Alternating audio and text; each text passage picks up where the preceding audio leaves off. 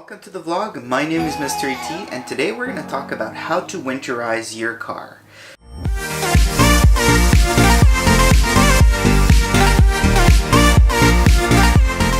So winter is just around the corner. It's early November here in Quebec, and as you know, we get quite a bit of snow every year. I created this video last winter of my car that was actually quite popular on the channel, and I thought today we would revisit winter by talking about how to prepare your car for the harsh, long winters we have around here.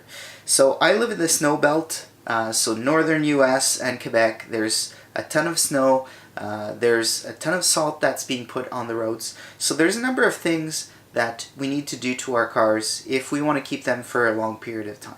So I'd say the most important thing about winterizing your car is ensuring that you have a good strong battery. Anybody who leaves their car outside during the winter knows that the cold cranking amps that the battery produces are lowered during cold periods of time.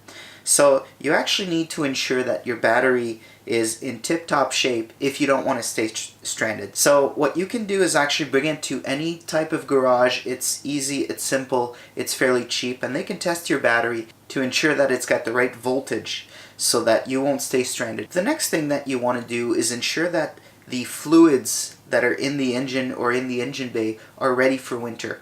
And what I mean by that is you want to ensure that the fluids can resist very, very cold weathers. So we're going to talk in Celsius here, but it's very often that we'll see minus 20, minus 25, even minus 30 Celsius. So if you have fluids that cannot take that type of temperature, they might freeze up and end up cracking your block when you're talking about coolant and radiators. They might not work if you're talking about washer fluid. And if you don't have the right type of oil in your engine, it might have more difficulty starting or not want to start at all. So let's have a look in the garage at what exactly we need to check from a fluid standpoint and what it is that I'd recommend that you use. So we've moved our way into the garage, and I do apologize, there's actually quite a bit of sunshine today and it's reflecting in the engine bay, but we're going to look at a few things of what you need to do to winterize your car. So we were talking about fluids, so you want to make sure that you have a good quality oil, because if it's too thick, the car will have difficulty starting.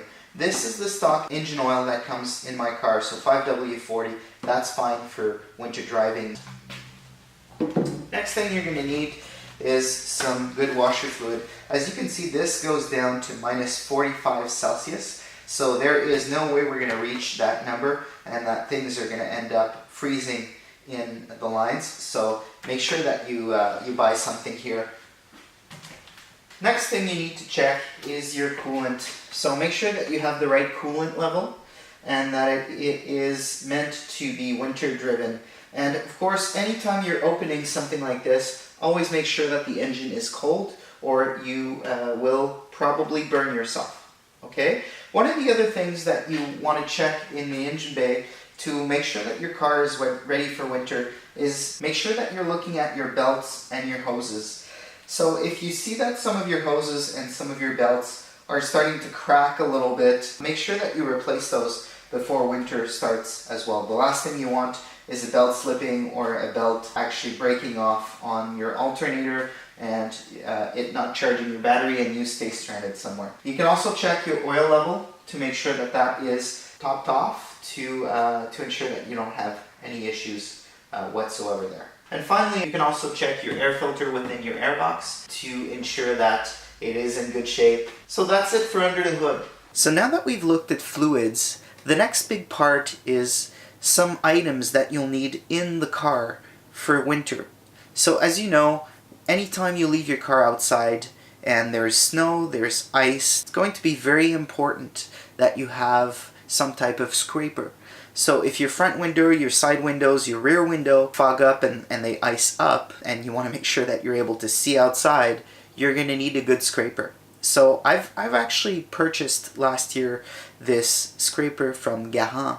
That's a French-Canadian company, and they actually make really good quality products. And the reason I chose it was twofold. One, I wanted something that was gonna last a very long time.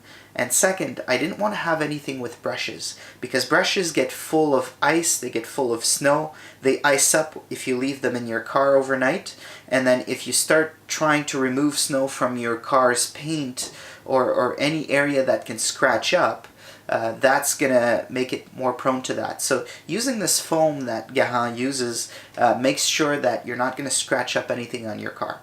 So leave that broom or that scraper, broom, whatever you want to call it, in the back of your trunk so that you have it handy every day if you need to use it. The next item I highly recommend is actually gloves. If you need to fix or do anything around the car, you have a flat or anything like that, that you have a good set of gloves handy. So I just grab one of my spare mechanics glove set and I leave that in the glove box. I also like to have a tire pressure gauge handy.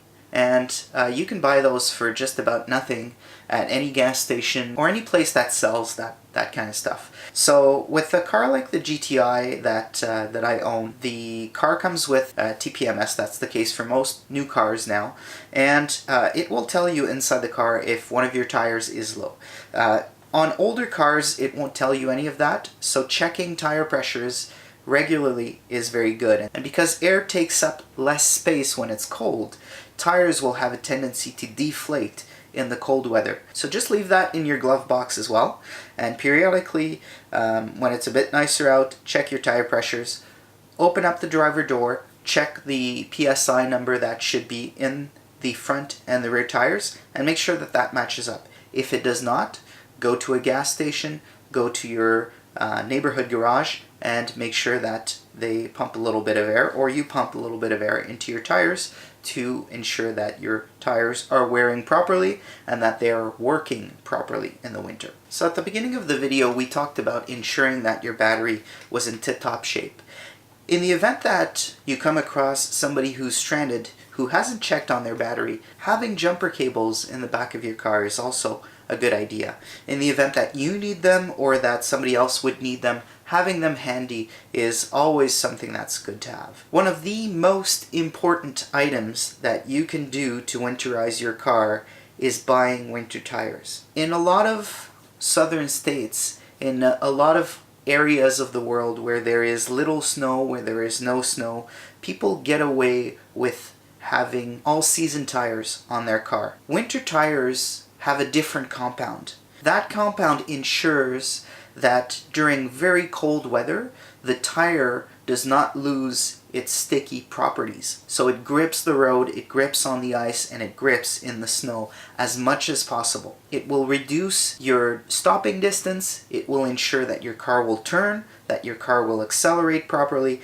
It is the most important thing you can do to winterize your car. So make sure that you buy some good quality tires. I know with new cars, you have bigger wheels, you have bigger brakes, you have bigger tires, they get more expensive, I understand that, but do not cheap out on the only thing that is contacting the ground. One of the last few things that's really important to check when you're winterizing your car is your wipers. And I mean the two front wipers, and if you have a hatchback like I do, or the rear wiper as well. You want to ensure that the rubber is in good shape. You want to ensure that your wipers are built to withstand winter conditions. On a lot of good summer wipers, the mechanism is exposed, and as soon as you get ice, you get snow in there, it actually breaks. And you're going to end up scratching your windows, you're going to end up with poor visibility, so make sure to inspect your wiper blades and to replace them with winter ones if need be. So I hope you enjoyed this quick video today of how to winterize your car. I hope the content was helpful. If you have any questions, please do not hesitate to leave some comments. If you like this content, please do subscribe. I appreciate it very much. And I will see you again in our next video.